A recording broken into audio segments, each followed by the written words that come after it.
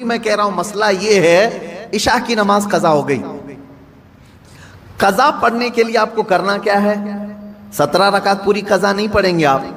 اب وہ مسئلہ میں بہت باریکی سے بتا رہا ہوں، میرے ٹاپک سے ریلیٹڈ ہے، اس لیے عشاء کی نماز تمہاری چھوٹ گئی.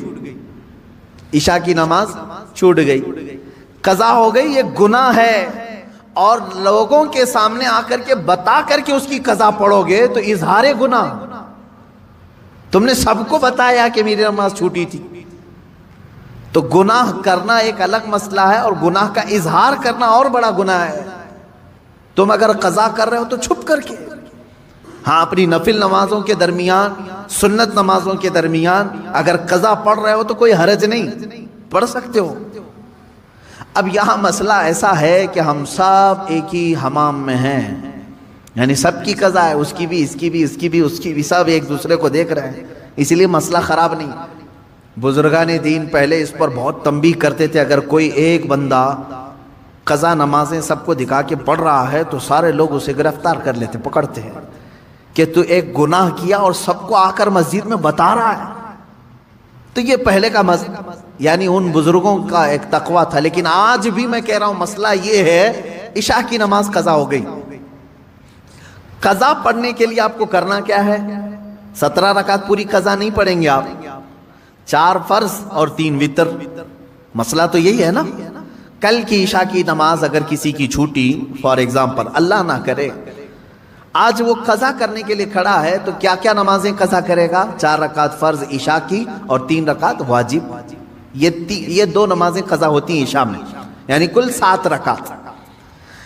وتر کی نماز جب پڑھتے ہیں تو آپ کو یہ بھی معلوم ہے تیسری رکعت میں کیا کرنا رہتا ہے؟ دعائے قنوت. حنفی جتنے بھی ہیں پیروکار ان کو معلوم ہے تیسری رکعت میں جب ہم کھڑے ہوتے ہیں سورہ فاتحہ اور سورہ پڑھنے کے بعد ہاتھ چھوڑ کر پھر دوبارہ تکبیر باندھتے ہیں اور دعائے قنوت پڑھتے ہیں، ہے نا؟ آج بھی عشاء کی نماز پڑھیں آپ تو پڑھے ہوں گے نا دعائے قنوت. 3 واجب الوتر کی جو نماز ہے اس کی آخری رکعت میں دعائے قنوت پڑھا جاتا ہے.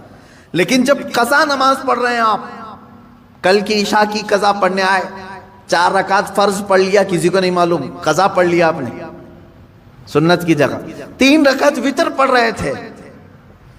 حکم یہ ہے کہ دعائے قنوت کے لیے ہاتھ نہ اٹھاؤ، ورنہ دیکھنے والا سمجھ جائے گا کہ یہ ابھی کی نہیں کوئی دوسری پڑھ رہا ہے. ہاں عشاء میں تو ہو سکتا ہے نہ سمجھے، کیونکہ عشاء میں کرنٹ نماز بھی ایک، اسی وقت کی بھی ایک وتر ہے.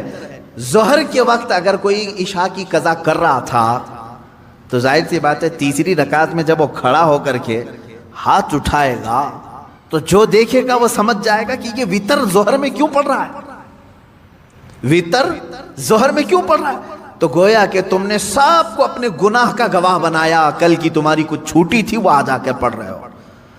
گناہ کا گواہ نہ بناؤ کسی کو. اظہار گناہ یہ اور بڑا گناہ ہے. یہ مسئلہ آپ نے سمجھ لیا ہوگا. اب اندازہ کرو ایک چھوٹی ہوئی نماز کو بندہ جب ادا کرنے آ رہا ہے تب شریعت نے اتنا حکم دیا ہے کہ چھپ کر کے کرو.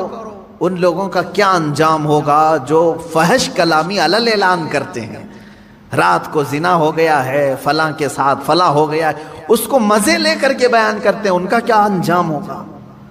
میاں یہاں نماز کی قضا کے لیے بھی شریعت نے کہا ہے کہ اس طرح پڑھو کہ لوگوں کو خبر نہ ہو.